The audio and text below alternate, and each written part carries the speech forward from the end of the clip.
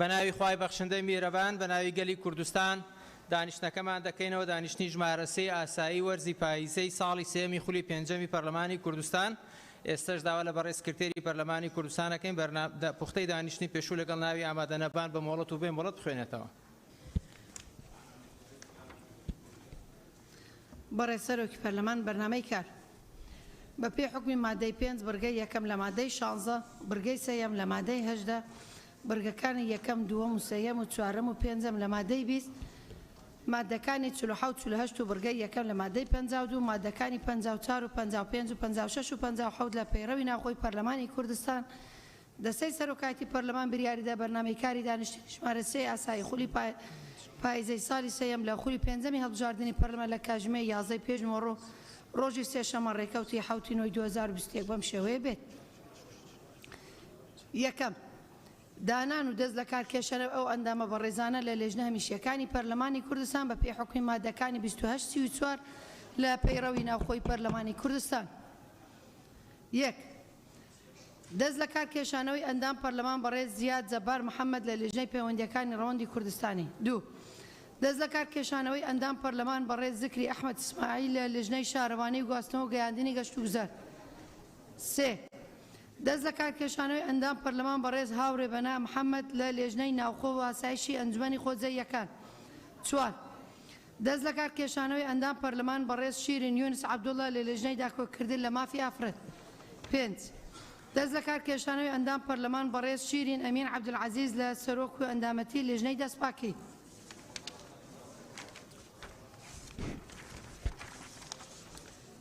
شش دەست لە کارکێشانەوەی ئەندام پەرلەمان بەڕێز بەڵێن ئیسماعیل حاجی لە لێژنەی پەیوەندیەکانی ڕەوەندی کوردستانی. حەوت دانانی ئەندامانی پەرلەمانی بەڕێز شیرین یونس عەبدوڵڵا لە لێژنەی شارەوانی و گواستنەوە و گەیاندنی گەشت و گوزار. هەشت دانانی ئەندام پەرلەمان بەڕێز زکری ئەحمەد ئیسماعیل لە لێژنەی ناوخۆ و ئاسایشی ئەنجومەنی خۆجەیەکان. نۆ دانانی ئەندام پەرلەمان بەڕێز بەڵێن ئیسماعیل حاجی لە لێژنەی دەستپاکی. دووەم دەنگدان لەسەر ئەم پێشنیازە و پرۆژە یاسانەی خوارەوە بە پێی حکمی مادەکانی 91 93 96 97 لە پەیڕەوی ناوخۆی پەرلەمانی کوردستان. یەک پێشنیازە یاسای هەمواری دووەمی یاسای دەستەی دەستپاکی هەرێمی کوردستان عێراق ژمارە 3 ساڵی 2011. دوو پرۆژە یاسای نیشان و مەدالیای لە هەرێمی کوردستان عێراق. سێ پرۆژە یاسای هەمواری دووەمی یاسای یەکێتی ژوورەکانی بازرگانی و پیشەسازی ژمارە 14 ساڵی 1993 لە هەرێمی کوردستان عێراق. چوار پرۆژە یاسای هەمواری یەکەمی یاسای وەزارەتی بازرگانی و پیشەسازی ژمارە 10 ساڵی 2010 لە هەرێمی کوردستان عێراق. بەڕێز سەرۆکی پەرلەمان پوختەی دانیشتنی ژمارە 2 ئاسایی بە پێی حکمی بڕگەی دووەمی مادەی 252 لە پەیڕەوی ناوخۆی پەرلەمانی کوردستان پوختەی دانیشتنی ژمارە 2 ئاسایی خولی پاییزەی ساڵی سەیەم لە خولی پێنجەمی هەڵبژاردننی پەرلەمان لە کاتژمێر 11 پێشنەوە ڕۆژی پێنجشەممە ڕێکەوتی 2 نۆی 2021 بەم شێوەیە خوارەوە بوو. یەکەم دەستپێکردنی دانیشتن لەلایەن بەڕێز سەرۆکی پەرلەمان. دووەم خوێندنەوەی بەرنامەی کار لەلایەن بەڕێز سکرتێری پەرلەمان. سەیەم دەستپێکردنەوەی بڕگەکانی بەرنامەی کار لەلایەن بەڕێز سەرۆکی پەرلەمان. چوارەم خوێندنەوەی یەکەم بۆ پرۆژە یاسای هەمواری یاسای وەزارەتی دارایی ئابووری هەرێمی کوردستان عێراق پشتبەستن بە حکمی بڕگەی دووەمی مادەی 78 و بڕگەی یەکەمی مادەی 83 لە پەیڕەوی ناوخۆی پەرلەمانی کوردستان. پێنجەم خوێندنەوەی دووەم بۆ ئەم پرۆژە و پێشنیازە یاسانەی خوارەوە بە پێی حکمی مادەکانی 87 89 لە پەیڕەوی ناوخۆی پەرلەمانی کوردستان. یەک پێشنیازە یاسای هەمواری دووەمی یاسای دەستەی دەستپاکی هەرێمی کوردستان عێراق ژمارە 3 ساڵی 2011. دوو پرۆژە یاسای نیشان و مەدالیە لە هەرێمی کوردستان. سێ پرۆژە یاسای هەمواری دووەمی یاسای یەکەتی ژوورەکانی بازرگانی و پیشەسازی ژمارە 14 ساڵی 1993 لە هەرێمی کوردستان. چوار پرۆژە یاسای هەمواری یەکەمی یاسای وەزارەتی بازرگانی و پیشەسازی ژمارە 10 ساڵی 2010 لە هەرێمی کوردستان عێراق. شەشەم کۆتایی هاتنی دانیشتن لەلایەن بەڕێز سەرۆکی پەرلەمان. بەڕێز سەرۆکی پەرلەمان لیستی ئامادەبوو ئامادەنەبوو ئەندامان لە دانیشتنی ژمارە 2 ئاسایی 2 نۆی 2021. ناوی ئەندامان بەڕێزان جەمال حوێز مستەفا مۆڵەت جەنان جەبار بۆیە مۆڵەت حکمت محەممەد عەبۆ زەید مۆڵەت دیاری ئەنوەر حەمە ڕەحیم مۆڵەت زکری ئەحمەد ئیسماعیل مۆڵەت ڕزگار عیسە سوارە مۆڵەت ڕۆژان محەممەد کەریم مۆڵەت سلمى فاتح توفيق مولد سركو آزاد حسين مولد سوسن محمد ميرخان مولد سيبان سالم حسن آمدنبو شادي نوزاد وهاب آمدنبو شمول آشين صابر آمدنبو كاظم فاروق نامق آمدنبو ببرياري جمارة 2021 شيرين أمين عبد العزيز مولد شيرين يونس عبد الله مولد صباح محمود محمد مولد عباس فتاح صالح مولد فاي كمال صوغومن مولد فريد يعقوب إيليا مولد كاروان عبد الرحمن عبد الله مولد شوان كريم محمد مولد لنزة إبراهيم عبد الرحمن آمدنبو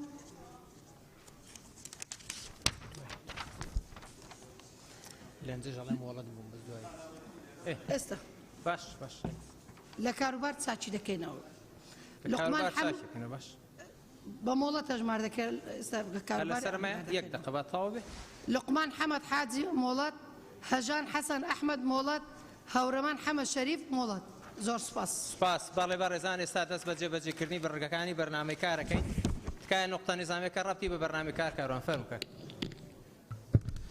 بناوی خدای گەورە و میهرەبان بەڕێز سەرۆکی پەرلەمان من بە گوێرەی مادەی 56 قسە دەکەم فەرموو لە کاتێکدا خەڵکی هەرێمی کوردستان بە یەک دنیا معانات و کێشەی گەورەدا تێپەڕ دەبێت یەک دنیا مەشاکیلمان هەیە لە هەرێمی کوردستان بەرنامەی کاری ئەمڕۆی سەرۆکایەتی پەرلەمانی کوردستان تەنها دەست لە کار کێشانەوەیە زەحمەت نەبێت یەکێک کاروان ئەوە نقطە نیزامی نییە ئەوە نقطە نیزامی نییە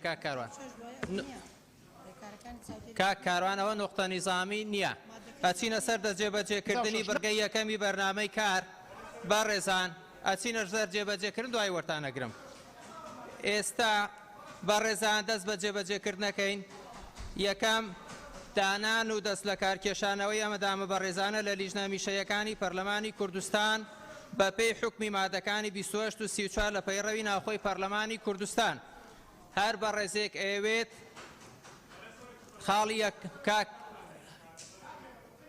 نقطە نیزامی نەبوو کاک کاروان نقطە نیزامی نەبوو کاک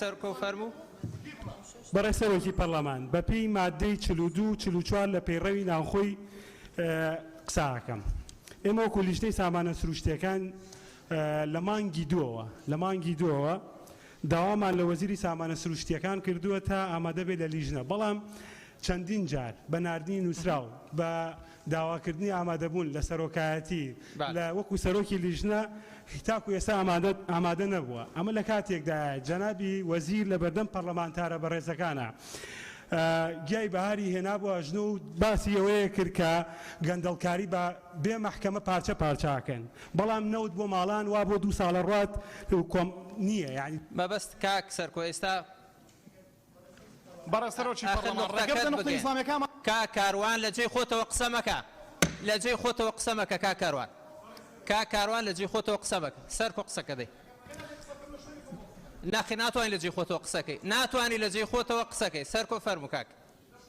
ناتوانی قسەکەی بە پێی مادەی 57 ئاگادار دەکەمەوە کاک کاروان کە لە جێی خۆتەوە ناتوانی قسەکەی بەڵام نەوت نی وا بۆ 2 ساڵە ڕات نەوتی ماڵان نییە بەڕێز سەرۆکی پەرلەمان ئەوەی کە ئەبینین کۆمپانیا زەبەلاحەکانیش بە پێی قوڵی گیرفانی خۆیان بەنزین گرانەکەن بەسەر هاوڵاتیانەوە چەندین جار داوای ئامادەبوونی وەزیری سامانە سروشتەکانمان کردو ئامادە نەبووە داواکەم بە پێی مادەی 44 بڕگەی سێم خاڵی دووەم بەڕێستان لە سەرۆکایەتی پەرلەمان داوای ئامادەبوونی وەزیری سامانە سروشتەکان بکەن و بە پێی پەیڕەو لێپرسینەوەی لەگەڵا بکرێت گرانی بەنزین بەم شێوازە بەردەوام بێ وەزیری سامانە سروشتەکان نێتە پەرلەمان کاک ڕفینگ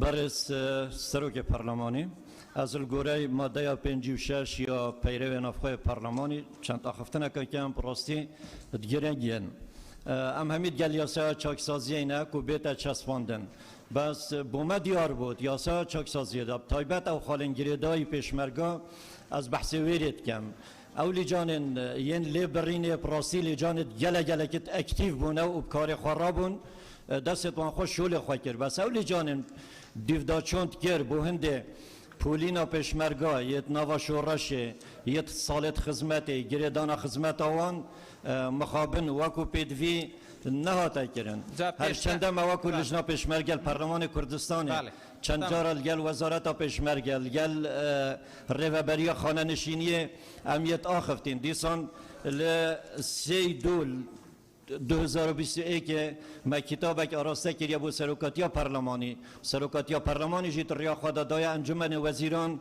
بو هند بابت راجع یا پیشمرگی نوا شورش بیت گیردان حتی که وگاوه مخابن نهاتی گیردان و هیوه دا معاشت همیا یتهاتین راوستان اکری بیادات وزارت شوم کن کاک دوباره بخیر. هم لجنا سپاس. پیشمرگل پارلمان کردستان داخازش والله یناتگین و بدیو دا چونه که جدی امشی دیکن تمام. بلدی جان خواه اکتیو سپاس. بکن بونده سپاس. راجا پیشمرگا سپاس. یه بارزان. نباشورش بیتا گیردان دەستان سپاس خۆش دەست بەجێ بەجێکردنی بەرگەی یەکەمەکەین بەڕێزان هەر کەسێک خاڵی یەکەم دەست لە کارکێشانەوەی ئەندامی پەرلەمانی بەڕێز زیاد جەبار محەممەد لە لیژنەی پەیوەندیەکان و ڕەوەندی کوردستانی کاروان گەزنەی بە پێی مادەی 57 ئاگادار دەکەم هێمنی دانیشتنەکە بپارێزی پێتەڵێن بەبیرتە هێنمەوە دانیشتنەکە بە هێمنی بپارێزی بە پێی مادەی 57 جارێکی تر ئاگادار دەکەمەوە هێمنی دانیشتنەکە ئەپارێزی فراکسیۆنی ساوس کاک زیاد پێتەڵێن کاکە بە مادەی 57 ئاگادار دەکەمەوە جارێکی تر دانیشتنەکە بە هێمنی ئەپارێزی بەڕێزان دەنگدانەکەین لەسەر ئەوەی کە کاک زیاد لە لیژنەی پەیوەندیەکان دەست لە کارە کێشێتەوە هەر بەڕێزێک لەگەڵ ئەوەیە کاک زیاد لە لیژنەی پەیوەندیەکان دەست لە کار کێشەوە با فەرمێ دەست بەرزکاتەوە بەدەنگی 75 ئەندامی بەڕێزی پەرلەمان پەسەند کرا خاڵی دووەم بەڕێزان دەست لە کارکێشانەوەی ئەندامی پەرلەمانی بەڕێز زکری ئەحمەد ئیسماعیل لە لیژنەی شارەوانی و گواستنەوە و گەیاندن و گەشت و گوزار هەر بەڕێزێک لەگەڵێتی با دەست بەرزکاتەوە تکایە بەڕێزان کاتی دەنگدانە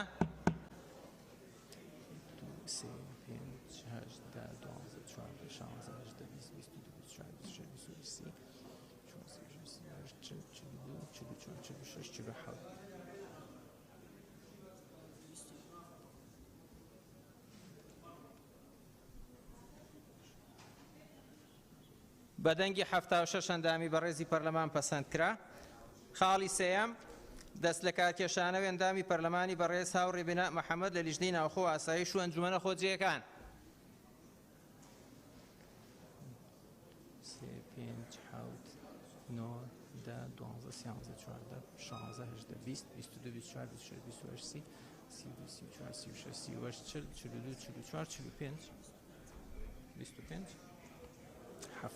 بەدەنگی هەفتە ئەندامی بەڕێزی پەرلەمان پەسەند کرا خاڵی چوارەم دەست لە کارکێشانەوەی ئەندامی پەرلەمان بەڕێز شیرین یونس عەبدوڵڵا لە لیژنەی داکۆکیکردن لە مافی ئافرەت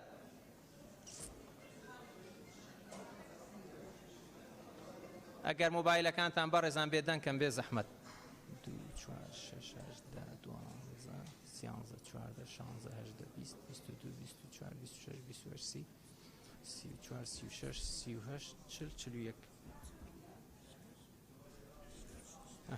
بەدەنگی 66 ئەندامی بەڕێزی پەرلەمان پەسەند کرا پێنجەم دەست لە کارکێشانەوەی ئەندامی پەرلەمانی بەڕێز شیرین ئەمین عەبدولعەزیز لە سەرۆک و ئەندامێتی لیژنەی دەستپاکی هەر بەڕێزێک لەگەڵێتی با دەست بەرزکاتەوە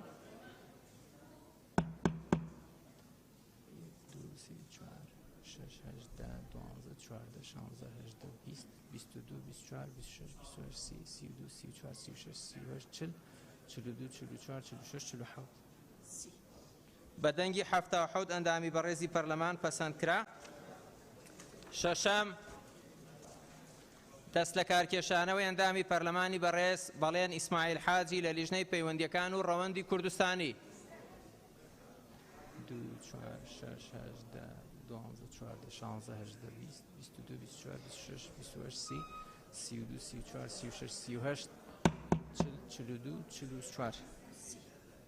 بەدەنگی 74 ئەندامی بەڕێزی پەرلەمان پەسەند کرا دانانی حوتەم بەڕێزان دانانی ئەندامی پەرلەمان بەڕێز شیرین یونس عەبدوڵڵا لە لیژنەی شارەوانی و گواستنەوە و گەیاندن و گەشت و گوزار هەر بەڕێزێک لەگەڵێتی با فەرمێت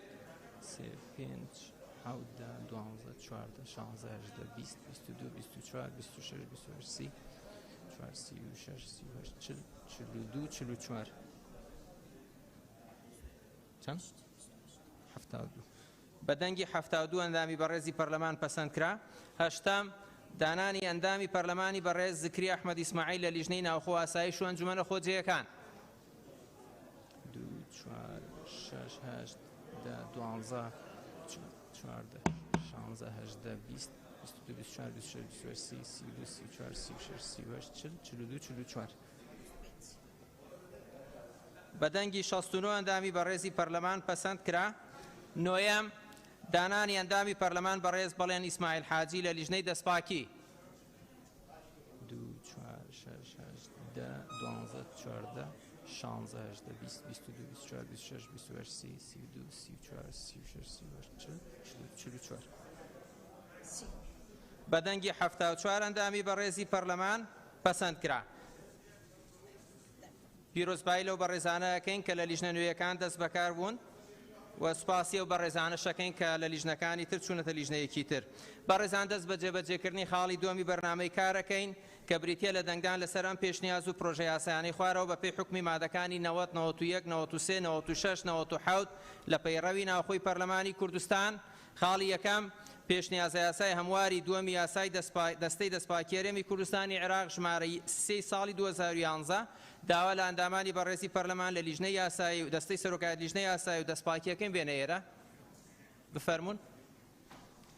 تا ئەوەندەین یەک دوو نوقتە نیزامی کاک عومەر فەرموو. باش کاک یاسین بەسەرچە بەس کایە نوقتە نیزامی بچکۆ بە پێی مادپەیڕە و ڕاتانەگرم دوای گلەیمان لێ نەکەن. فەرموو. بەناوی خۆی بەخشندەی میرەبان بەڕێز سەرۆکی پەرلەمان مادەکانی 58 59 60 پەیوەندیدارە بە بابەتی پرسیارکردن لە حکوومەت و کاتی دیاریکراویش هەیە بۆ دەرفەتی وەڵامدانەوە لەلایەن حکوومەتەوە کە 7 ڕۆژەوە لە کۆت درێژترین حاڵەتدا 21 ڕۆژە.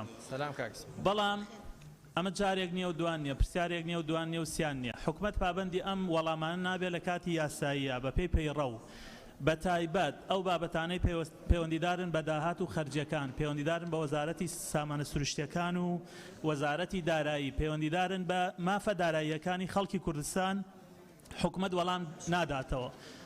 ئەگەر تەنها پرسیاری من بووە و تەنها یەک پرسیار بووە تا ڕادەیەک، بەڵام ئەمە پێشەلکاریەکی ڕوونی پەیڕەوی ناوخۆیە پێشنیارەکەم بۆ دەستەی بەڕێستان کە لەگەڵ ئەنجومەنی وەزیران کۆ ببنەوە بۆ چارەسەرکردنی ئەم کێشەیە و زۆر سپاس. بەڵێ بەڕێزان خۆتان ئەزانم بەپێی پەیڕە و پرسیارەکان دوو جۆرن پرسیاری زارەکی و نووسین هەیە. ئێمە هیچ پرسیارێک نهاتوە کە خەسڵەتە پەیڕەویەکانی تیانە بێ و نەنێردرابێ. بەڕێز سکرتێری پەرلەمانی کوردستان لە دەستەی سەرۆکایەتی فایلی بە دواداچوونی پرسیارەکانی لای ئەگەر وەڵامێکی لای فەرموکە. بەڕێز سەرۆکی پەرلەمان سەبارەت بە ئاراستەکردنی پرسیارەکان ئەتوانم بڵێم سەرجەم پەرلەمانتارەکان کە پرسیارەکەن لە پەرلەمانی کوردستان بۆ ماوەی 1 ڕۆژیش نامینێتەوە هەمان ڕۆژ چاپ دەکرێتن و ئاراستەی لاینە پەیوەندیدارەکان دەکرێت. و سەبارەت بە تایبەتی پرسیارەکانی مامۆستا عومەر ئەتوانین بڵێن تا ئێستا زۆرترین وڵام کە لەلایەن لاینە پەیوەندیدارەکان وەزارەتە تایبەتمەندەکان هاتووە ئی بەڕێزت بووە بۆیە ئەو پرسیارانە کە ئاراستە کرا وەکو خۆی جێبەجێکرا. باش وەرتانە کاک یاسین فەرموکە. بەڵێ بەناوی خوددا. بەڕێز سەرۆکی پەرلەمان من دوو خاڵی باز دەکەم ئەگەر پێم نەبڕی مەمنونم. ئەگەر پەیڕەوی بێ خاڵی پەیڕە کاک یاسین سوپاس چونکە دانیشتنەکە دانیشتنی دەنگدانە. فەرموو. قەیناکە بەڕێز سەرۆکی پەرلەمان ئەمە ماوەکانی دیکە ئەلێرەکانە لە پرۆژەی ئەوڕۆ مادەی 7مان لابرد. ئێستا کەش ئەو کۆمپانیا بە ماڵاندا دەگەڕێ ماڵ بە ماڵیەکی ملیۆنێک 900,000 لێ دەستێنێ یعنی بە پێی یاسە نابێ لیان وەگرێت. سپاس کاگیاس کاگەویدار نقطە نیزامی باش کاکجێ. بەڕێز سەرۆکی پەرلەمان بە گوێرەی مادەی 54 بڕگەی 4 خاڵی یەکەم قسەکەم نزیک دەبینەوە لە 3 ساڵ خۆلی پێنجەمی پەرلەمانی کوردستان ئێمە لە وەرزێکی نوێی تەشریعی داین. من لەو ماوەی پشووی پەرلەمان باش لە نێو خەڵکی خۆماندا گەڕاوم سەرۆکی پەرلەمان ئەم کێشانەی بەدیم کردووە کە لە پەرلەمان بە هەماهەنگی لەگەڵ حکوومەتی هەرێم دەتوانین ئەو کێشانە کە هەندێکیان ئانین و هەندێکیان پلانیان دەوێت چارەسەر بکەین. من لە کەرتی تەندروستیەوە دەست پێ دەکەم سەرۆکی پەرلەمان وەک پێویست چاودێری لەسەر ئەم کەرتە بە تایبەت لە کەرتی تایبەت نییە نەخۆشخانە ئەهلیەکان بە کەیفی خۆیان بەربوونەتەوە گیرفانی ئەم خەڵکە پزیش دەرمانخانە تاقیگە پزیشکی خاوەنی باڵەخانە پزیشک بوونەتە شەریک کە چوون پارەی زیاتر لە هاوڵاتیان وەربگرن هەر هەمویان ئەم ڕاستیە دەزانین و کارەکە بەردەوامە دەبێ حدێک وامەدام لێ سەرۆکی پەرلەمان چاکی بکەین و دەتوانین چاکی بکەین سەرۆکی پەرلەمان سێ خولێک هەیە بەپێ ئەو مادەی کە من داوام آخر کردووە بەپێی ئێستا مادەی 54 باسمان لە نقطەی نظامی کرد کاک نقطەی نظامیە بەڕێ سەرۆکی ئەخ نقطەی پەرلەمان نظامیش یەک دقە زیاتر نییە کاکە ویدەر سێ خولێک ئەگە داوە تۆزە کاکە بەڵێ. ناتوان لەبەر نقطە نظامی داخل بووی بە نقطە نظامی یەک دقە هەیە فەرموو بەڕێسەرکی پەرلەمان سەردانی دادگاکانمان کردووە لەبەر زوری پارێزەرەکان دادگاکان جێگان نەماوە زۆربەی قوتابخانەکان لە زانکۆ ئەهلیەکان هەمویان ڕویان لە محاماتیان کردووە هیچ پلانێکی ئەو تو بەدی نەکراوە کە وەزارەتی پلاندانان هەبێتن ئێمە لە هەریمی کوردستان لە چ کەرتێک چ قوتابیەکمان پێویستە دەربچێتن ئێستا قوتابی هەوەیە 54 معادلی سەفی 6 هەیە چۆتە تورکیا هەندەسەی هێناوە ئاخر چۆن مەسەلەن حکومەت دەبێت چاودێری ئەو بابەتە بکاتن بەڕێسەرکی پەرلەمان لە شار و شارچکەکانی ئێمە لە هەریمی کوردستان شەقامەکان هەبوون خەیات بوون قەساب بوون حەداد بوون ینی پیشەیی هەبوو ئێستا هەموو نەماوە نزیکەی 60% خەڵکی هەریمی کوردستان کە خوارد 30 ساڵین ینی ئەم گەنجانە هەموو ماون سپاس کاکە ویدەر بە ئیسفادە لە وەختێک کاک جەلال فەرموو جەنابیشت باید دوایتر برادرانی تری ژوەرەگرین فەرموو دەست خۆش کاک ویدەر سپاس کاک جەلال باش کاک ئاساد وەرتانەگرم باس بە زۆر سپاس بەڕێ سەرۆکی پەرلەمان هەمومان دەزانین دوو جۆرە لێبوردن هەیە لێبوردنی گشتی و لێبوردنی تایبەت هەیە من لەگەڵ بەڕێ سکرتێری پەرلەمانیش دوو جار لە بۆی نیژنەی معنیش نووسیمە بەڕاستی سەبارەت بە لێبوردنی گشتی دەزای لێبوردی تایبەت لە دەسەڵاتی سەرۆکاتی هەرێمە لێبوردنی گشتی لە دەسەڵاتی سەرۆکاتی هەرێمە ڕۆژانە بەڕاستی خەڵکەی زۆر لە سزنەکان پەیوەند دەکەن ئەو دوو جار دەرم ئەو مۆزوع لەگەڵ نیژنەی معنیش تەقدیم کردووە لەگەڵ سکرتێری پەرلەمانیش ئەگە پەلەی لێ بکرێت پرۆژە یاسایەک بۆ لێبوردنی گشتی دەرکرێت زۆر سپاس کاک ڕزگار جەنابیشت یەک دەق بەڵێ خۆتان حازرکەن لیژنی تایبەت بەڕێ سەرۆکی پەرلەمانی کوردستان لە ڕابردووە یاسایەک لەم پەرلەمانە بەڕێزەوە دەرچوو بۆ پاراستنی تۆڕەکانی ئاو و هەوڵدرا لەو یاسا پێوەەر جێبکرێتەوە بەڵام ئێمە وەکو لیژنەی شارەوانی وە لەگەڵ ئستافی وەزارەتی شارەوانی ئێمە قوبوڵمان نەکرد و لەبەر ئەوەی ئێستاکە با بڵێن هیچ شارێک کۆگای ئاوی نییە کە بەردەوام ئاو هەبێ لە ماڵیا و ئەو پێوەرەی وەدابنێت ئێستاکە لە گەرمیان بەڕێ سەرۆکی پەرلەمان ئێمە خۆمان لەگەڵ ئەندامی کێجومەر سەردانی بەڕێوەبەرایەتی ئاومان کردووە هەموو مانگێک 800,000 دینار غرامەی هاوڵاتیانە کرێەوە لە مانگی سێوە تاکو ئێستاکە کە ئەوە 6 مانگە 6 هەموو ماڵێک غرامە کرێەوە غرامەکەش بەردەوامە ماڵی وای شێ ئەڵێ ئێمە کۆمپانیاکە ئەسڵەن هەناتۆ بۆ لامان بڵێ پێوەەر ببەستە بەڵام بەداخەوە ئێستاکە ئەوە بەردەوامە ئەم خاڵە دەست پێ بکەین فەرموو لیژنەی تایبەت دەست پێ بکەن پێشنیازە یاسای هەمواری دووەمی یاسای دەستەی دەستپاکی هەرێمی کوردستان داش عێراق ژمارەسەی ساڵی 2001 فەرموون بەڕێ سەرۆکی پەرلەمان بۆ سەرۆکایەتی پەرلەمانی کوردستان بابەت راپۆرتی دەنگدان لیژنەی کاروباری یاسایی و لیژنەی دەستپاکی ڕۆژی یەکشەمە ڕێکەوتی 5/9/2021 کاتژمێر 10 پێش نیوەڕۆ کۆبینەوەی هاوبەشیان ئەنجامدا بۆ تاوتێکردن و داڕشنەوەی ئەو پێشنیارانەی کە لەلایەن ئەندامانی پەرلەمانەوە پێشێشکراون سەبارەت بە پێشنیازی یاسای هەمواری دووەمی یاسای دەستپاکی هەرێمی کوردستان داش عێراق ژمارە 3 ساڵی 2011 لە دانیشتنی و خوێندنەوەی دووەمدا دوای گفتوگۆکردن و تاوتێکردنی لیژنەکەمان گەیشتە ئەم ئەنجامەی خوارەوە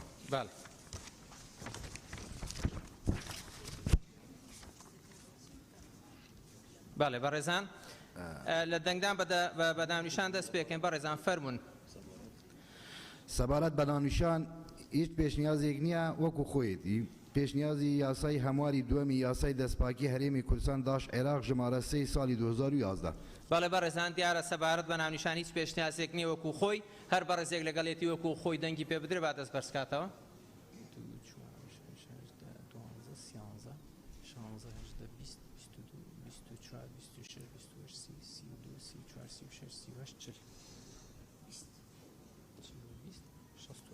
بە دەنگی 68 ئەندامی بەڕێزی پەرلەمان پەسەندکرا مادەی 1 فەرموون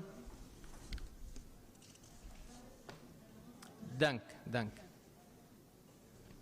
بەڕێز سەرۆکی پەرلەمان سەبارەت بە مادەیەک هیچ پیشنیارێک نییە وەکو خۆی مادەیەک هەر ئێک لە بەرگەکانی ئێکەم و دووەم لە مادەی حوتەمی یاساکە هەڵدەوەشێتەوە و سەر لە نوێ ڕێزبەندی بۆ بەرگەکانی تری مادەکە دەکرێتەوە بەڵێ بەڕێزان دیارە سەبار مادەیەک هیچ پێشنیازێک نییە وەکو خۆی هەر بەڕێزێک لەگەڵێتی با دەست بەرزکاتەوە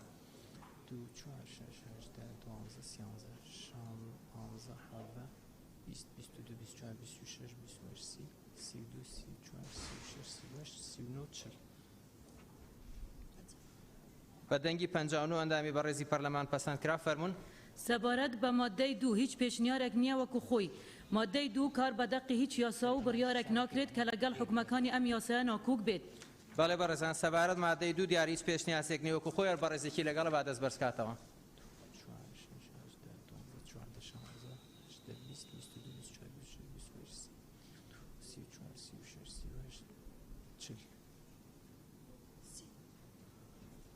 بە دەنگی 7 ئەندامی بەڕێزی پەرلەمان پەسەندکرا فەرمونون.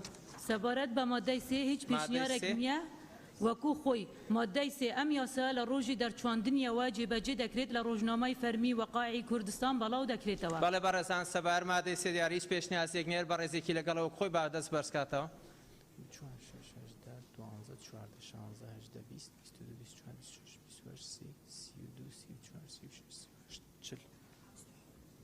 بە دەنگی 67 ئەندامی بەڕێزی پەرلەمان پەسەندکرا دوای ئەو بەڕێزان فەرمونون. بەڕێز سەرۆکی پەرلەمان سەبارەت بە مادەی هۆیەکانی دەرتواندن هیچ پێشنیارێک نییە وەکو خۆی.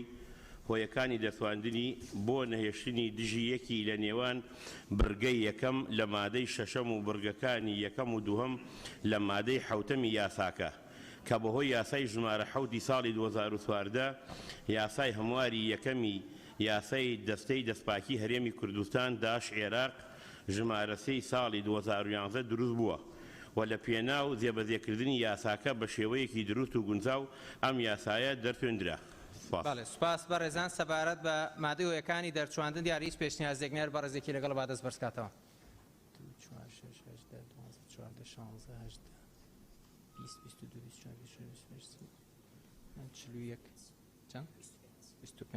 شەست و شەش دەنگ بەڕێزان پەسەندکرا. ئێستا بەڕێزان کۆی هەموارەکە کۆی یاساکار بەڕێزێکی لەگەڵە با دەست بەرزکاتەوە.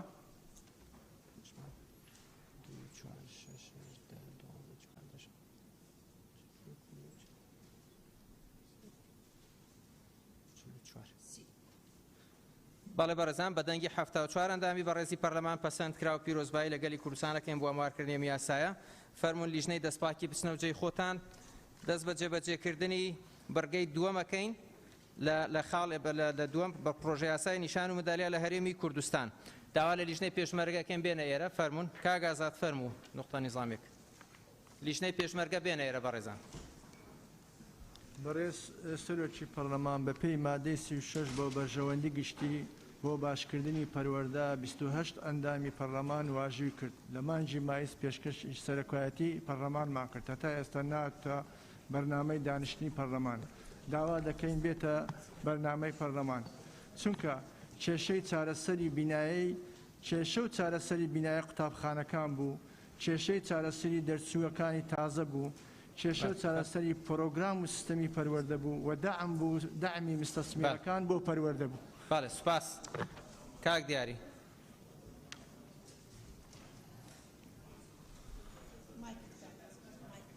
مایکەکەت کاگەز. بەڕێز سەرۆکی پەرلەمان دوایەوەی چەند جارێک یاداشمان ئاڕاستەی دەستی سەرۆکایەتی پەرلەمانی کوردستان کرد بەوەی کە لە نزیکەوە گیراوانی بادینان ببینین دوایەوەی کە دادگاش بڕیاری داوە کە بیان بینین بەڵام جهتێک ڕێگری دەکات پرسیارەکەوەیە کێ هێندە دەسەڵاتی باڵایە لەسەر و پەرلەمان و لەسەر و دادگاکانەوە ڕێگە نادات کە کەسوکاری گیراوانی بادینان یا خود ئەندامانی پەرلەمانی کوردستان بیان بینن. یەکەم دووەم بەپێی ئەم پەیڕەوی ناوخۆی پەرلەمانی کوردستانە دەڵێت پەرلەمانی کوردستان لەسەر و بابەتانی کە پەیوەندی بە ژیان و گوزەرانی خەڵکەوە هەیە دەبێت لە بەرنامەی کاردا لە زووترین دانیشتندا دانیشتنی لەسەر بکرێت. بەرمەبنای ئەمە لە پشگیری یا قسەکانی کاکاروان دەکەم لەوەی کە دەبێت لەم کاتەدا کە کێشەی کەماوی کێشەی کارەبا کێشەی سوتەمەنی نرخی وەنە لیترێ بانزین نزیکی 900,000 دینارە چەندێک ئێمە داوای چارەسەرکردنی ئەم کێشانەمان کردو خەڵک برسی بێت توێنی بێت کارەبای نەبێت بانزینی گران بێت ناکرێت لە ئەم پەرلەمانی کوردستانەدا گفتوگۆی لەسەر نەکرێت جیهەتی معنی بانگ نەکرێت بۆ چارەسەرکردنی ئەم کێشەیە. بۆیە داوا دەکەین ئەو بابەتانی کە پەیوەندی بە ژیان و گوزەرانی خەڵکەوە هەیە ئەو بابەتانی کە کێشەی ئێستن و ڕاستەوخۆ پەیوەندیان بە خەڵکەوە هەیە لەم بەرنامەی کارەیە ڕنگ بداتەوە و لە پەرلەمان گفتوگۆی لەسەر بکرێت و چارەسەرکرد. بەڕێزان تەنها بۆ ڕوونکردنەوەیەک بەڕێزان ئێمە لە دەستپێکی وەرزی پایزەی ساڵی سێمی خولی پێنجەمی پەرلەمانی کوردستان ئەین هەمووی هەفتەیە کە دەستمان پێ کردووە ئەمانەی کە ئێستا لە بەرنامەی کاران ئەمە بەپێی پەیڕەو خوێندنەوەی دومیان بۆ کرابوو و بەپێی پەیڕەو هەر بووە یاسایەکەر هەموارێک خوێندنەوەی دومی بۆ کرابێت لە ماوەی هەفتەیەکە دانیشتنی دەنگدانی لەسەر بکرێ و ئێمە چاوەڕێیەکەین لە قوبوونەوەی دانیشتنی پێشتیش باسمان کردەوە داشتانەی هەتانە بەپێی پەیڕەو مامەڵیان لەگەڵاکەین دانیشتنی تایبەتیان لەسەرەکەین کاگە و بەکر فەرموو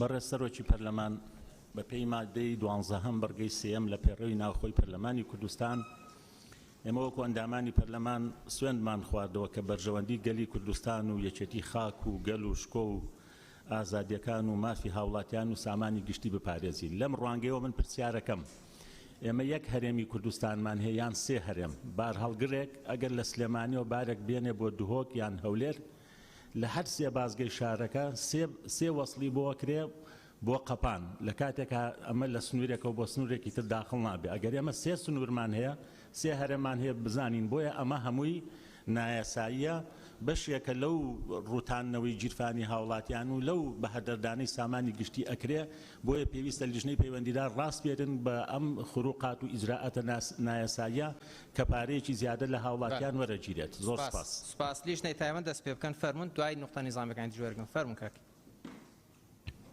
بەڕێز سەرۆکی پەرلەمان بۆ سەرۆکاتی پەرلەمانی کوردستان بابەت راپۆرتی دەنگدان لژنەی کاروباری یاسایی و لژنەی کاروباری پێشمەرگە ڕۆژی یەکشەمە ڕێکەوتی 5/9/2021 کە ژمێردە پێشنیوار و کوبوونەوەی ئەو بەشیان ئەنجامدا بۆ تاوتوێکردن و داڕشنەوەی ئەو پێشنیارانە کە لەلایەن ئەندامانی پەرلەمانەوە پێشکەش کراون سەبارەت بە پرۆژە یاسایی نیشان و میدالیا لە هەرێمی کوردستاندا عێراق لە دانیشتنەی خوێندنەوەی دووەمدا دووە گفتوگۆکردن و تاوتوێکردن لژنەکان گەشتنە ئەمەنجامانەی خوارەوە سەبارەت بە ناونیشان دوو پێشنیار هەیە پێشنیاری یەکەم پرۆژە یاسای بەخشینی نیشان و میدالیا لە هەرێمی کوردستاندا عێراق پێشنیاری دووەم وەک خۆی پرۆژە یاسای نیشان و میدالیا لە هەرێمی کوردستاندا عێراق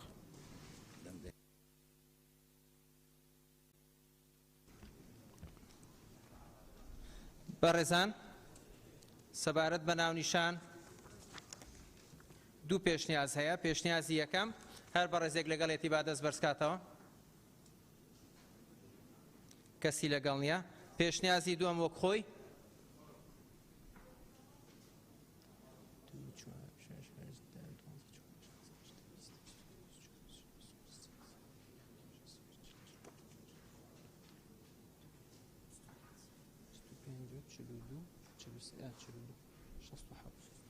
بەدەنگی 67 ئەندامی بەڕێزی پەرلەمان پەسەند کرا فەرمون کاگرفین کامتان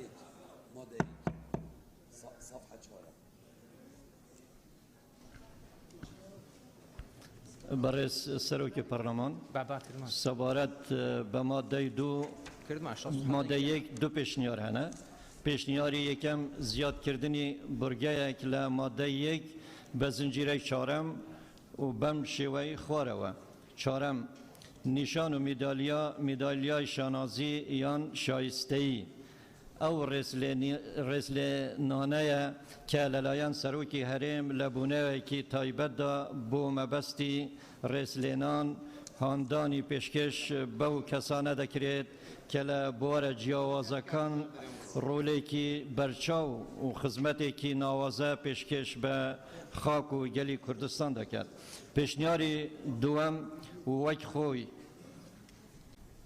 باڵێ بەڕێزان بیخوێنەوە فەرموکاک وەک خۆی بخوێنە بەڵێ مادەی یەک بۆ مەبەستی حکمەکانی ئەم یاسایە دەستەواژوانەی خوارەوە مانەکانی بەرامبەر دەگەێنن یەکەم هەرێمی کوردستان داشت عێراق دووەم سەرۆکی هەرێمی کوردستان داشت عێراق سێم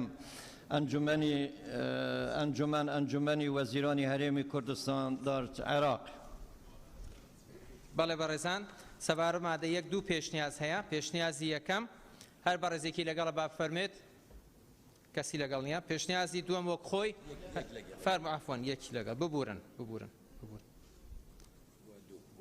بووە دووش بەڵێ بەڕێزان دەست دامەنێنەوە تکایە تا ئەژمێرینەوە فەرمو پێشنیازی دووەم وەک خۆی هەر بەڕێزێکی لەگەڵە با بفەرمێت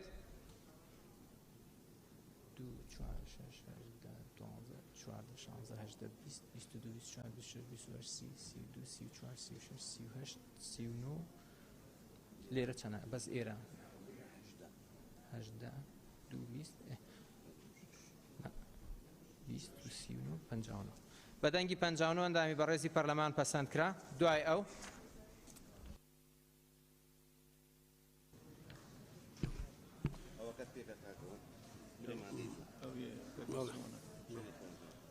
بەڕێز سەرۆکی پەرلەمان سەبارەت بە مادەی 2.5 پێشنیار هەیە. پێشنیاری یەکەم مادەکەوە خۆی تەنها بڕگەی دووەم و مادەکە بەم شێوەی لێ دەکرێت. یەکەم نیشانی نیشتیمانی بەو کەسانە یان بە میلاتگرەکانیان دەبەخشێت کە لە بواری مەدەنیدا خزمەتێکی ناوازە پێشکەش بە هەرێم دەکەن یان داهێنانێکی مەزن لە بواری کارەکانیاندا دەکەن کە لە خزمەت مرۆڤایەتی دابێت. دووەم نیشانی پێشمەرگە بە کەسانی بیانی یان بە میلاتگرەکانیان دەبەخشێت کە خزمەتێکی ناوازە پێشکەش بە هەرێم دەکەن.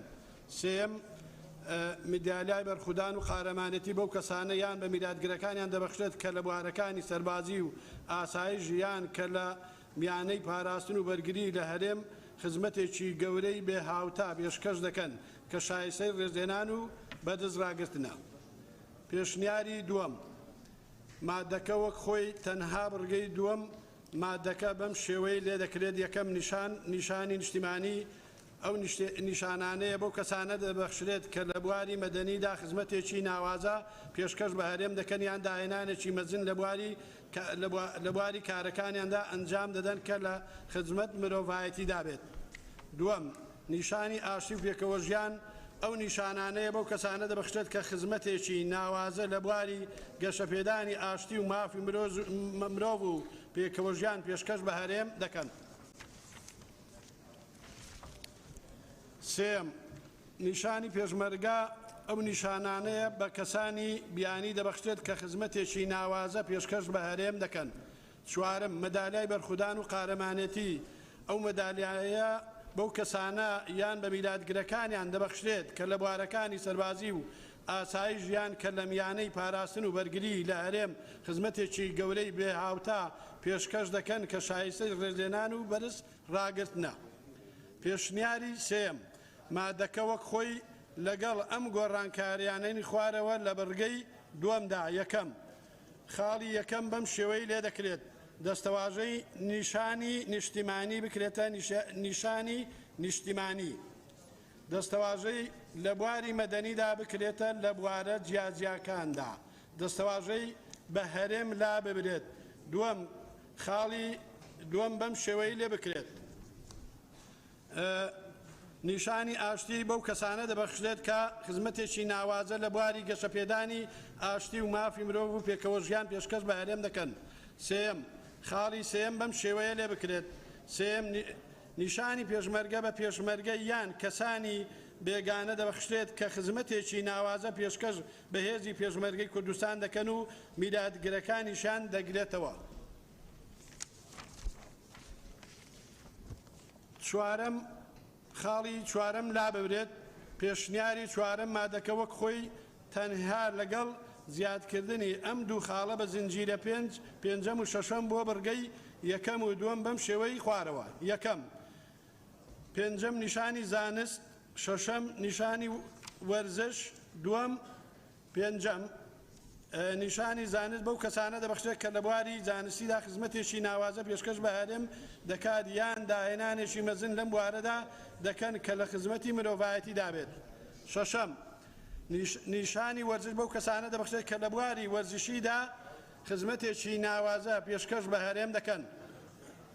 پێشنیاری پێنجەم وەکو خۆی مادەی دووەم. یەکەم نیشان و مەدالیا بەبێ حکومەکانی ئەم یاسایە بریتین لەمانەی خوارەوە. یەکەم نیشانی نیشتیمانی، دووەم نیشانی ئاشتی و پێکەوەژیان،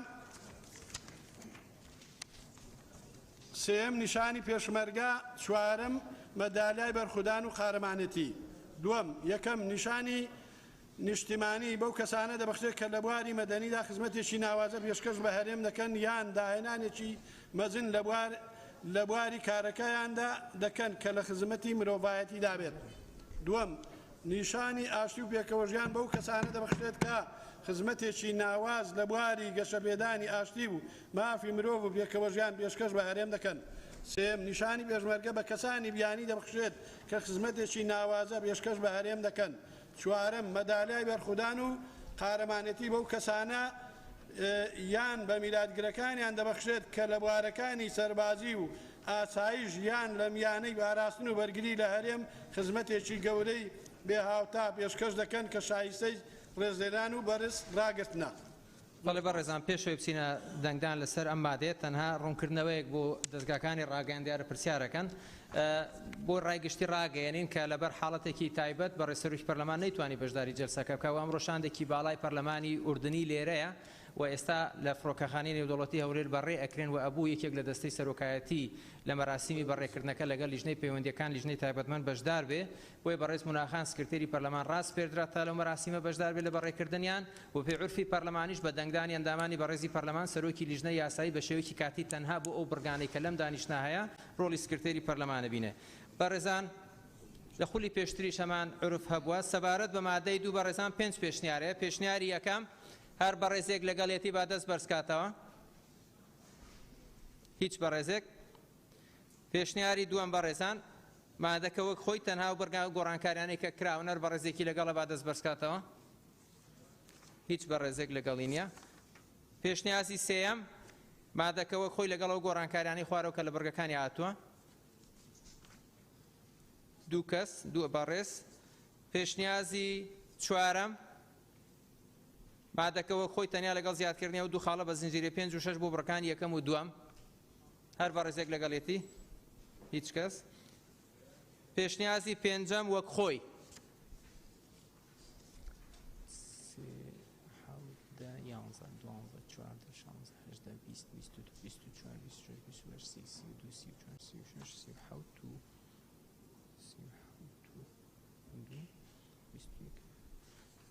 پەنجا و هەشت ئەندامی بەڕێزی پەرلەمان لەگەڵێتی پەسەند کرا. مادەی سێ بەڕێزان فەرمونون. بەڕێز سەرۆکی پەرلەمانی کوردستان سەبارەت بە مادەی سێ دوو پێشنیار هەیە. پێشنیاری یەکەم مادەکە وەک خۆی تەنها بڕگەکانی یەکەم و دووهەم بەم شێوەیە لێ بکرێت. یەکەم شێوە و نەخش و نیگار و هێماکان ئەو مادەیە کە نیشان و میدیالیای لێ دروست دەکرێت بە پەیڕەوێک دیاری دەکرێت بە پێی پسپۆڕی دیاری کراوە. دووهەم نیشان و میدیالیا بە مەرسوم لەلایەن سەرۆک لە بۆنەیەکی تایبەتە دەبەخشێن بە ئامادەبوونی خانەوادەی ڕێزلێگیراو. پێشنیاری دووهەم وەک خۆی مادەی سێ یەکەم شێوە و نەخش و نیگار و ئەیماکان و ئەو مادانەی کە نیشان و میدیالیای لێ دروست دەکرێت بە پەیڕەوێک دیاری دەکرێت کە لەلایەن سەرۆک دەردەچێت. دووهەم نیشان و میدیالیا بە مەرسوم لەلایەن سەرۆک لە بۆنەیەکی تایبەتدا دەبەخشێت. سپاس. بەڵێ بەڕێزان سەبارەت بە مادەی سێ دوو پێشنیار هەیە. پێشنیاری یەکەم هەر بەڕێزێکی لەگەڵە با دەست بەرزکاتەوە دوو کەس. پێشنیازی دووەم وەک خۆی هەر بەڕێزێکی لەگەڵە با فەرمێت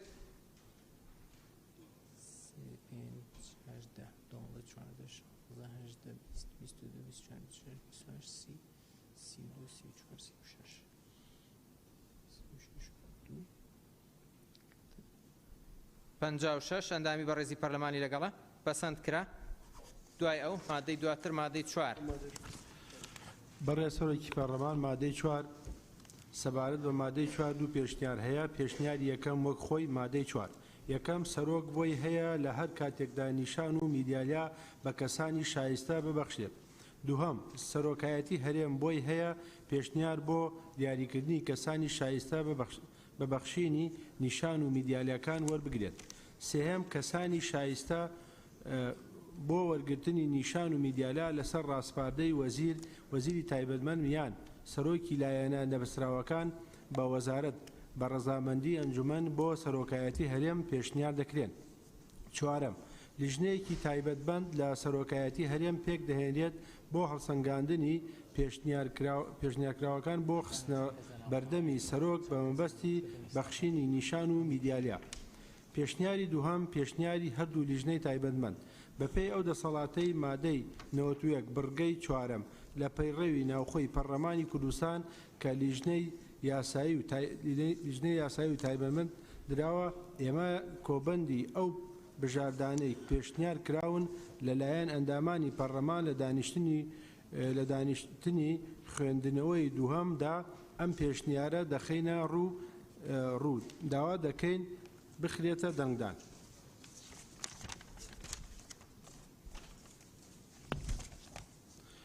زیادکردنی بڕگەیەک بە زنجیرەی سێهەم بۆ مادەکە و بۆ پێی ڕێزبەندی بڕگەکان دەگرێت و بەم شێوەیەی خوارەوە. یەکەم سەرۆک بۆی هەیە لە هەر کاتێکدا نیشان و میدیالا بە کەسانی شایستە ببەخشێت. دووهەم سەرۆکایەتی هەرێم بۆی هەیە پێشنیار بۆ دیاریکردنی کەسانی شایستە ببەخشینی نیشان و میدیالەکان بکات. سێم سەرۆکی پەرلەمانی کوردستان سەرۆکی ئەنجومەنی دادوەری لە هەرێم بۆیان هەیە پێشنیار بۆ دیاریکردنی کەسانی شایستە بە بەخشینی نیشان و میدیالەکان بکات. چوارەم کەسانی شایستە بۆ وەرگرتنی نیشان و میدیالا لەسەر ڕاستپاردەی وەزیری تایبەتمەند یان سەرۆکی لایەنە نەبەسراوەکان بە وەزارەت بە ڕەزامەندی ئەنجومەن بۆ سەرۆکایەتی هەرێم پێشنیار دەکرێن. پێنجەم لیژنەیەکی تایبەتمەند لە سەرۆکایەتی هەرێم پێک دەهێنرێت بۆ هەڵسەنگاندنی پێشنیار کراوان بۆ خستنە بەردەمی سەرۆک بە مەبەستی بەخشینی نیشان و میدیالیا. بەڵێ بەڕێزان پێشەوەی دەنگدام بکەین داوا لە سەرۆک فراکسیۆنەکانەکەم ئاگاداریان دامانی بەڕێزی فراکسیۆنەکانیان بکەن بگەڕێنەوە ناوهۆڵ لە بەرەوەی دانیشتنی دەنگدانەوە بێنی سابە بێ ئێستا 61 گەندامی بەڕێزی پەرلەمان لە ناوهۆڵت کاتان لێکن ئەو بابەتەتان لە بەرچاو بێ. سەبارە مادەی 4 بەڕێزان دوو پێشنیاز هەیە. پێشنیازی یەکەم وەک خۆی هەر بەڕێزێکی لەگەڵە با بفەرمێت. هیچ بەڕێزێکی لەگەڵ نییە. پێشنیازی دووەم پێشنیازی لیژنەی تایبەتمەند بەڕێزان.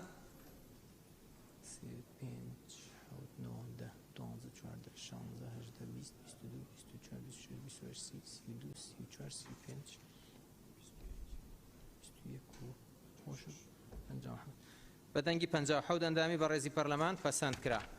مادەی دوای ئەو فەرمونون مادەی 5 بەنای خۆی گەورە بەڕێز سەرۆکی پەرلەمان سەبارەت بە مادەی 5 پێشنیارێک نییە وەک خۆی مادەی 5 یەکەم هەڵگرانی نیشان و میدالیا بە پێی حکومەکانی ئەم یاسایە ئەم ئیمتیازانەی خوارەوەی پێدەبەخشرێت بانگەشتکردنیان بۆ نەنیشتیمانیە فەرمیەکان. دوو بەخشینێکی دارایی کە بڕەکەی لەلایەن سەرۆکی هەرێمەوە دیاری دەکرێت و لە بودجەی سەرۆکایەتی هەرێمەوە خەرج دەکرێت. سێ هەر بەخشینێک و ئیمتیازێکی تر کە لە پەیڕەوی جێبەجێکردنی حکومەکانی ئەم یاسایەدا هاتبێت. دووەم نیشان و میدالیەکان لە بۆ نەفەرمیەکان و نیشتیمانیەکاندا بەخۆوە دەکرێت. سێیەم لە کاتی مردن هەڵگرانی نیشان و میدالیا میراتگرەکانیان مافی پارێزگاریکردنیان لە نیشان و میدالیاکە هەیە بەڵام مافی بەخۆکردنەوە نییە. بەڵێ بەڕێزان سەبارە مادەی 5 پێشنیارێز نیە وەک خۆی هەر بەڕێزێکی لەگەڵ با دەست بەرزکاتەوە.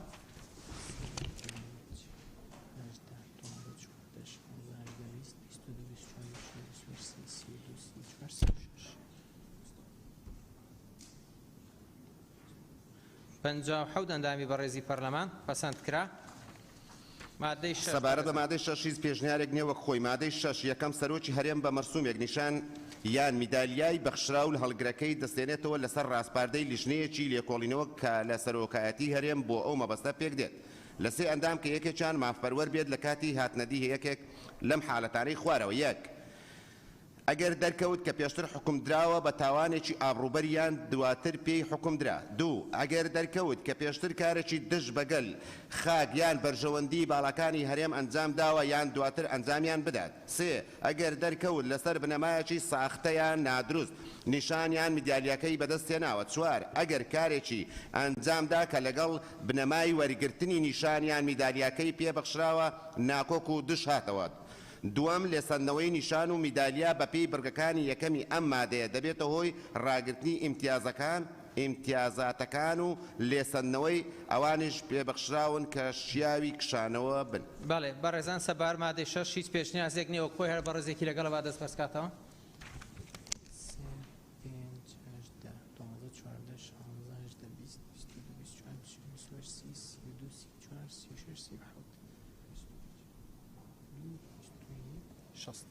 بەدەنگی 6 ئەندامی بەڕێزی پەرلەمان پەسەند کرا. سەبارەت بە مادەی 7 سەبارەت بە مادەی 7 هیچ پێشنیارێک نییە وەک خۆی مادەی 7 ئەرک و پێکاتەکانی هەر لیژنەیەک کە لەم یاسایەدا هاتوون بە پەیڕەوێک دیاری دەکرێت کە لەلایەن سەرۆک دەردەچێت. بەڵێ بەڕێزان سەبارە مادەی 7 هیچ پێشنیازێک نییە بەڕێزێکی لەگەڵە با دەست بەرزکاتەوە.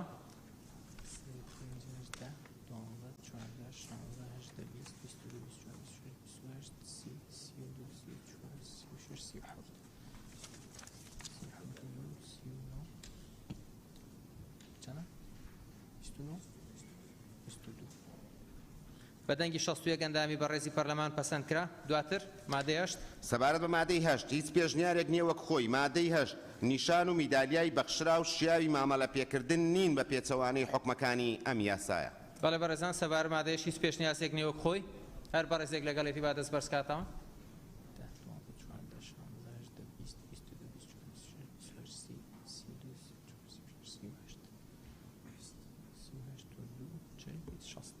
بەدەنگی 60 ئەندامی بەڕێزی پەرلەمان پەسەند کرا. مادەی 9 سەبارەت بە مادەی 9 هیچ پێشنیارێک نییە وەک خۆی. مادەی 9 شێواز نەخش هێمای بەکارهاتوون لە دروستکردنی نیشان و میدالیا بە موڵکی هەرێم هەژمار دەکرێن. بەڵێ بەڕێزان سەبارەت مادەی 9 هیچ پێشنیازێک نییە. بەڕێزێکی لەگەڵ با فەرمێت.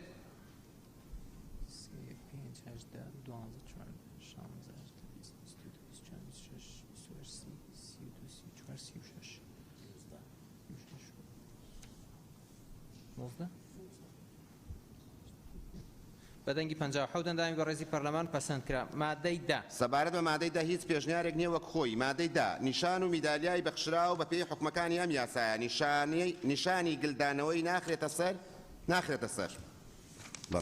بەڵێ بەڕێزان سەبارەت مادەی 10 هیچ پێشنیازێک نییە وەک خۆی. بەڕێزێکی لەگەڵ با دەست بەرزکاتەوە.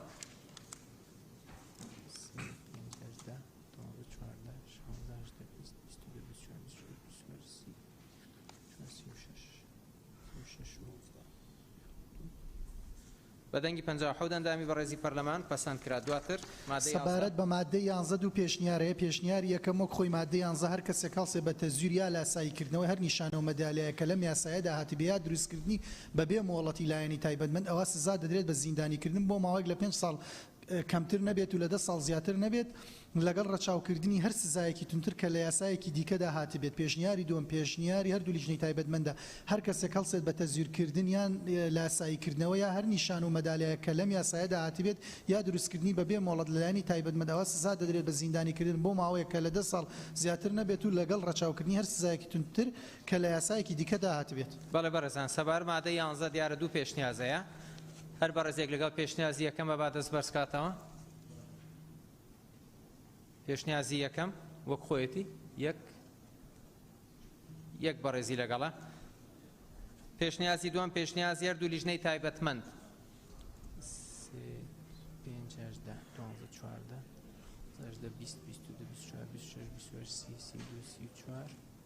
5 بەدەنگی 55 ئەندامی بەڕێزی پەرلەمان پەسەند کرا. مادەی 12 بەڕێز سەبارەت بە مادەی 12 هیچ پێشنیارێک نییە وەکو خۆی مادەی 12 سەرۆک پەیڕەوێک بۆ دیاریکردنی کاروباری پەیوەندیدار بۆ ئاسان جێبەجێکردنی حکومەکانی ئەم یاسایە دەردەکات. سەبارەت مادەی 12 هیچ پێشنیازێک نییە وەک خۆی. بەڕێزێکی لەگەڵ با دەست بەرزکاتەوە.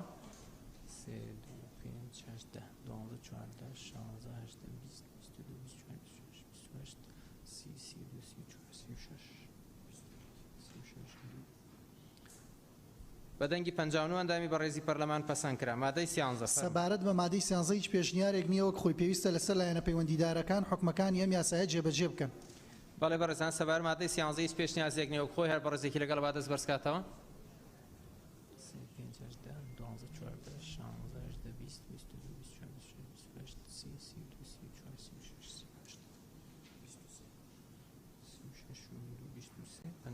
23 بەدەنگی 61 ئەندامی بەڕێزی پەرلەمان پەسەند کرا. فەرموون مادەی 14 سەبارەت بە مادەی 14 هیچ پێشنیارێک نییە وەکو خۆی مادەی 14 کار بە دەقی هیچ یاسا و بڕیارێک ناکرێت لەگەڵ حکومەکانی ئەم یاسایەدا ناکۆک بێت. هەر بەڕێزێک لەگەڵ مادەی 14 وەک هیچ پێشنیازێک نییە خۆیەتی با دەست بەرزکاتەوە.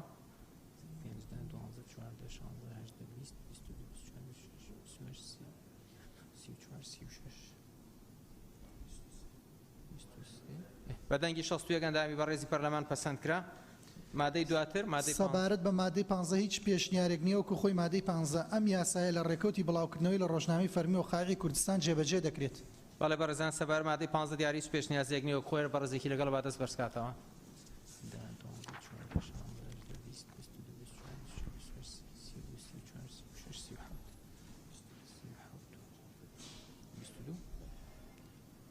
بەدەنگی 61 ئەندامی بەڕێزی پەرلەمان پەسەند کرا. فەرموون سەبارەت بە هۆیەکانی دەرچواندن هیچ پێشنیارێک نییە وەکو خۆی هۆیەکانی دەرچواندن بەمبەستی هاندان و ڕێزلێنان و نیشانکردنی ئەو کەسانەی لە بوارە جیاوازەکاندا خزمەتێکی ناوازیان پێشکەش بە خاک و گەلی کوردستان دەکەن ئەم یاسایە دەرچوێنرە. بەڵێ بەڕێزان سەبار بە هۆیەکانی دەرچواندن هیچ پێشنیازێک نییە وەک خۆی هەر بەڕێزێکی لەگەڵ با دەست بەرزکاتەوە.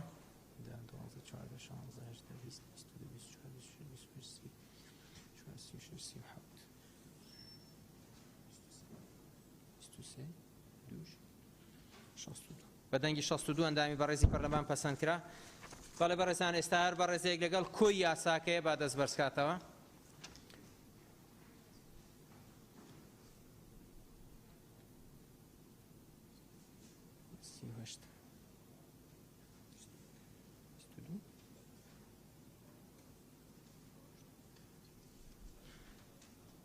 بەدەنگی 60 ئەندامی بەڕێزی پەرلەمان پەسەند کرا. دەستان خۆش سوپاس لیژنەی پێشمەرگە بچنەوە جێی خۆتان. بەڕێزان بەرگەی سێم لە خاڵی دووەمی بەرنامەی کار دەنگدانە بە پرۆژە یاسای هەمواری دووەمی یاسای یەکێتی ژوورەکانی بازرگانی و پیشەسازی ژمارە 14 ساڵی 1993 لە هەرێمی کوردستان داش عێراق بۆیە داوا لە لیژنەی یاسای و لیژنەی پیشەسازی وزەکەین بێنە ئێرە. فەرمونون بەدرێخان نقطە نیزامیەکەت فەرموون.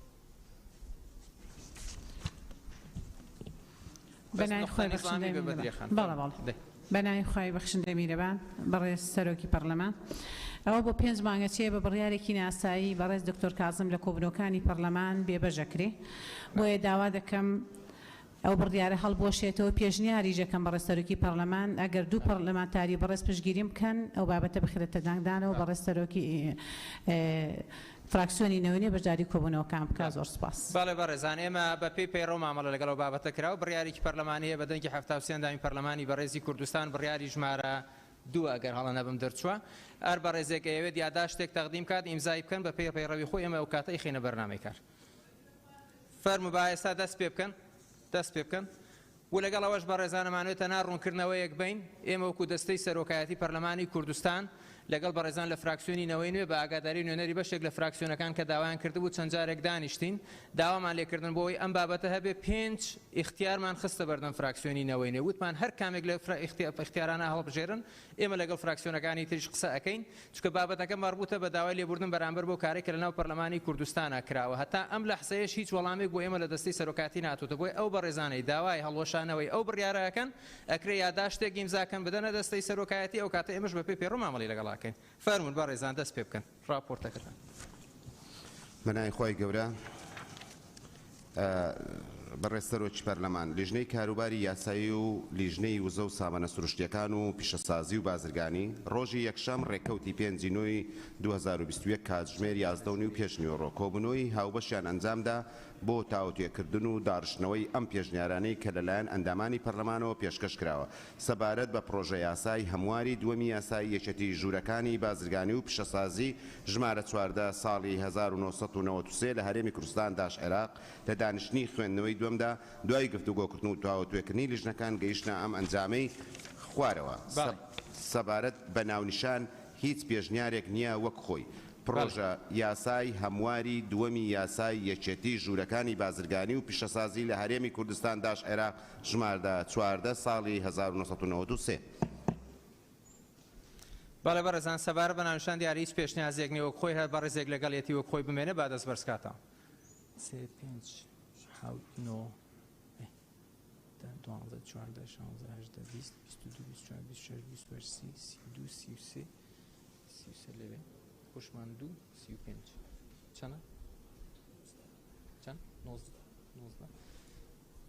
بەڵێ بەڕێزان 61 ئەندامی بەڕێز پەرلەمان لەناو پەرلەمانە بەدەنگی 54 ئەندامی بەڕێزی پەرلەمان ئەم بەڕگەیە ئەم بە سەبار بە ناونیشان پەسەند کراوە.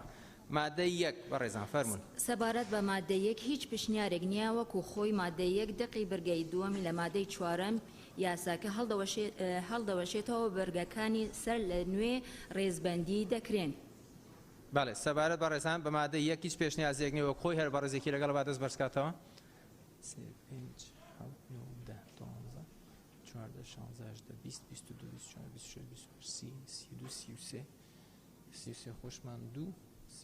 55 بەدەنگی 55 ئەندامی بەڕێزی پەرلەمان پەسەند کرا. مادەی 2 سەبارەت بە مادە دوو هیچ پیشنیارێک نییە وەکو خۆی مادە دوو دقی برگەیەکی لە مادەی حوتەمی یاساکە هەڵدەوەشێتەوە بەرگەکانی سەر لە نوێ ڕێزبەندی دەکرێن. بەڵێ بەڕێزان سەبارەت مادەی دوو دیاریش پێشنیازێک نێر بەڕێزێک لەگەڵێتی وەک خۆی با دەست بەرزکاتەوە. 12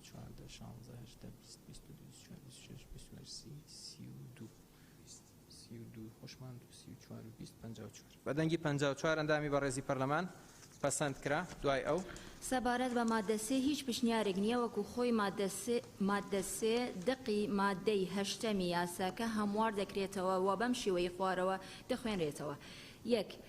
بازرگان دەتوانێت ببێتە ئەندام لە ژووری شوێنی بازرگانیەکەی دەکەوێتە بازنەی تایبەتکارەکانی. 2. پرۆژەی پیشەسازی دەتوانێت ببێتە ئەندام لە ژوور. بەڵێ بەڕێزان سەبارەت مادەی سێ هیچ پێشنیازێک نییە خۆی بەڕێزێکی لەگەڵە با دەست بەرزکاتەوە. 12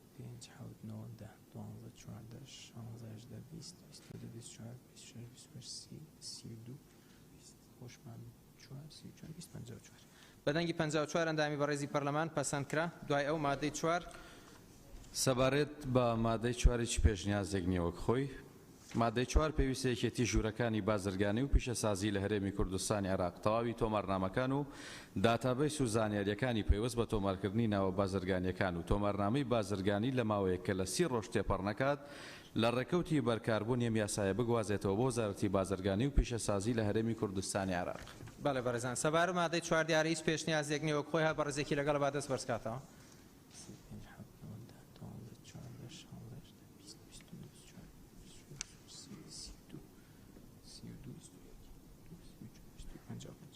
بەدەنگی 55 ئەندامی بەڕێزی پەرلەمان پەسەند کرا. دواتر مادەی 5 سەبارەت بە مادەی 5 هیچ پێشنیازێک نییە وەک خۆی مادەی 5 پێویستە لەسەر لایەنە پەیوەندیدارەکان حکومەکان ئەم یاسایە جێبەجێ بکەن. بەڵێ بەڕێزان سەبارەت مادەی 5 هیچ پێشنیازێک نییە بەڕێزێکی لەگەڵە وەک خۆی دەست بەرزکاتەوە.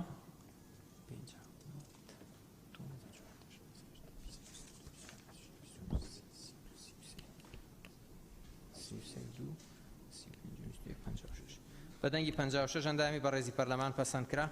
دواتر مادەی 6 سەبارەت بە مادەی 6 هیچ پێشنیازێک نییە وەک خۆی مادەی 6 کار بە دەقی هیچ یاسا و بڕیارێک ناکرێت کە لەگەڵ حکومەکانی ئەم یاسایەدا ناکۆک بێت. بەڵێ بەڕێزان سەبارەت مادەی 6 هیچ پێشنیازێک نییە بەڕێزێکی لەگەڵ با دەست بەرزکاتەوە.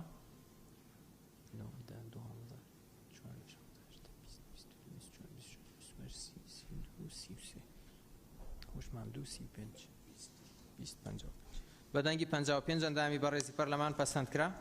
دوای ئەو سەبارەت بە مادەی 7 هیچ پیشنیارێک نییە وەکو خۆی مادە 7 ئەم یاسایە لە ڕێکەوتی بڵاوکردنەوەی لە ڕۆژنامەی فەرمی وەقای کوردستان جێبەجێ دەکرێت. بەڵێ بەڕێزان سەبارەت مادەی 7 دیارە هیچ پێشنیازێک نێر بەڕێزێکی لەگەڵەوە خۆی جێبەجێ بکرێت فەرموویت.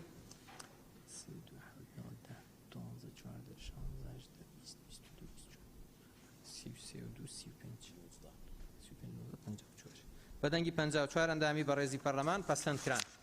سەبارەت بە مادەی هۆیەکانی دەرچواندن هیچ پیشنیارێک نییە وەکو خۆی هۆیەکانی دەرچواندن لە پێناوڕی ڕێخستنەوەی چالاکی بازرگانی و تۆمارکردنی ناو بازرگانیەکان و تۆمارنامەکان لە وزارەتی بازرگانی و پیشەسازی لە هەرێم ئەم یاسایە دەرچوێنرا. بەڵێ بەڕێزان سەبارەت مادەی هۆیەکانی دەرچواندن هیچ پێشنیازێک نێر بەڕێزێکی لەگەڵ با دەست بەرزکاتەوە.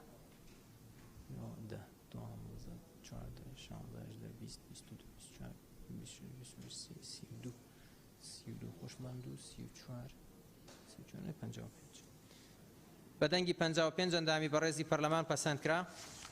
بەڵێ بەڕێزان ئەندامانی بەڕێزی پەرلەمان ئێستا هەر بەڕێزێک لەگەڵ کۆی یاساکایە با دەست بەرزکاتەوە.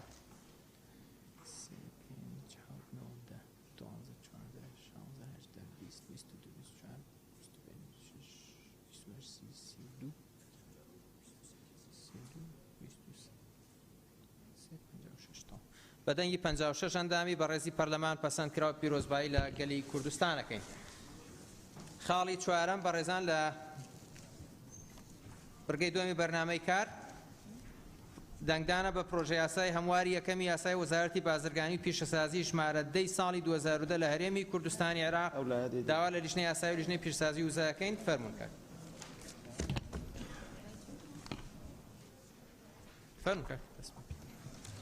بەڕێز سەرۆکی پەرلەمان لیژنەی کاروباری یاسایی و لیژنەی وزە و سامانە سروشتیەکان و پیشەسازی و بازرگانی ڕۆژی یەکشەمە ڕێکەوتی 5/9/2021 کاتژمێر 11 پێشنیوەڕۆ کۆبوونەوەی هاوبەشیان ئەنجامدا بۆ تو ئاوتێکن و داڕشتنەوەی ئەم پێشنیارانە لەلایەن ئەندامانی پەرلەمانەوە پێشکەش کران و سەبارەت بە پرۆژە یاسای هەمواری یەکەمی یاسای وەزارەتی بازرگانی و پیشەسازی ژمارەدەی ساڵی 2010 لە هەرێمی کوردستان داعشێرا لە دانیشتنی خوێندنەوەی دووەمدا دوای گفتوگۆکردن و تاوتوێکردنی لیژنەکان گەیشتنە ئەم ئەنجامانەی خوارەوە.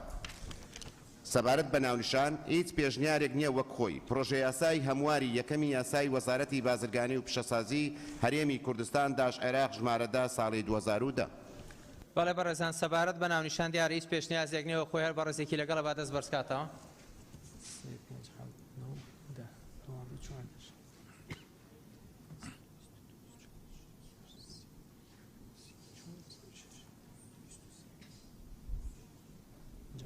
بەدەنگی 59 ئەندامی بەڕێزی پەرلەمان پەسەند کرا. مادەی دوای ئەو سەبارەت بە مادەیەک هیچ پێشنیارێک نییە وەکو خۆی دەقی بڕگەی یازدەیەم لە مادەی سێمی یاساکە هەموار دەکرێت و بەم شێوەی خوارەوە دەخوێنرێتەوە. یازدەیەم ڕێخستنی تۆمارنامەی بازرگانی و تۆمارکردنی ناو هێمای بازرگانی و وێنە و دیزایانی پیشەسازی و داهێنان نامە. بەڵێ بەڕێزان سەبار مادەیەک دیارە هیچ پێشنیازێک نیە وەک خۆی هەر بەڕێزێک لەگەڵ مادەیەکەوە خۆی با دەست بەرزکاتەوە.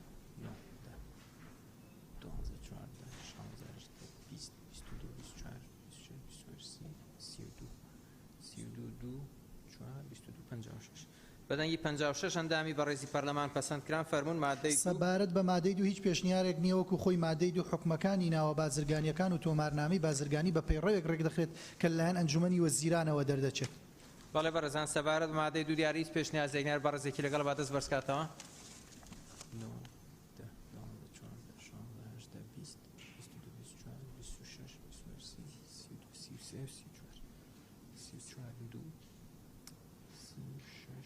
بەدەنگی 59 ئەندامی بەڕێزی پەرلەمان پەسەند کران فەرموون. سەبارەت بە مادەی سێ هیچ پێشنیارێک نییە وەکو خۆی مادەی سێ پێویستە لەسەر ئەنجومەنی وەزیران و لایەنە پەیوەندیدارەکان حکومەکانی ئەم یاسایە جێبەجێ بکەن. بەڵێ بەڕێزان سەبار مادەی سێ دیاری هیچ پێشنیازێک نییە بەڕێزێکی لەگەڵ با فەرمێت. باشە.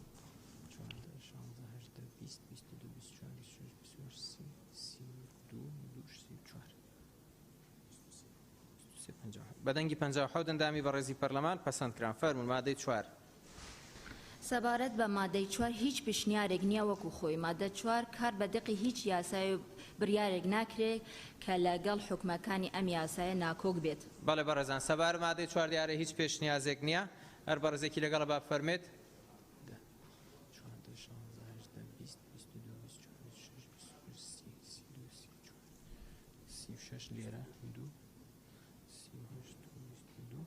بەدەنگی 60 ئەندامی بەڕێزی پەرلەمان پەسەند کرا فەرموون دوای ئەو.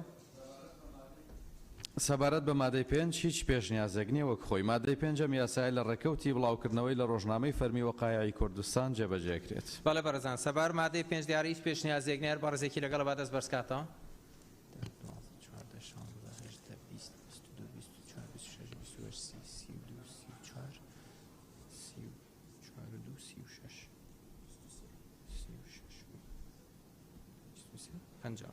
بەدەنگی 59 ئەندامی بەڕێزی پەرلەمان پەسەند کرا هۆیەکانی دەرچواندن.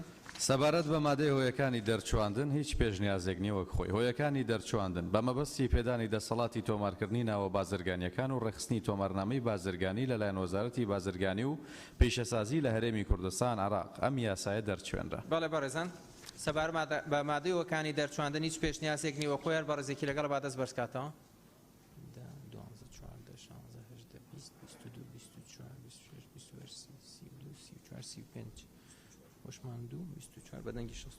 بەدەنگی 61 ئەندامی بەڕێزی پەرلەمان پەسەند کرا.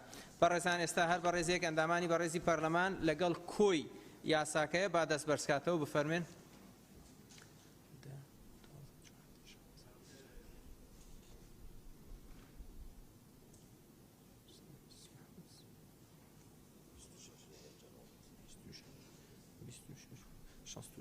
بەدەنگی 62 ئەندامی بەڕێزی پەرلەمان پەسەند کرا پیرۆزبایی لەگەلی کوردستانەکەین و بەم شێوەش کۆتایی بە دانیشتنەکەمانەوە.